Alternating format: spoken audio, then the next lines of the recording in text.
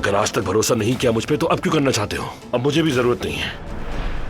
भाई आपने ऐसा क्यों किया जैसे कोई पीठ पीछे साजिश कर रहा हो? यार कोई इस घर में ऐसा कहेगा कि फराद तुम्हारा शुक्रिया कि तुम्हारी वजह से हमें दारिया से निजात मिली। यार एक बार आकर मशवरा तो करते।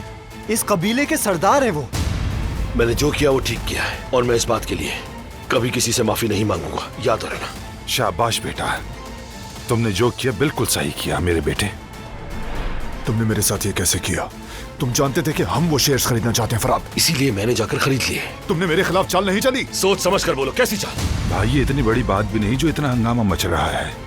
लग रहा है जैसे कोई मौत का परवाना लिख दिया हो। ऐसा क्या कर दिया है बताओ मुझे। ये तो वक्त बताएगा चाचा।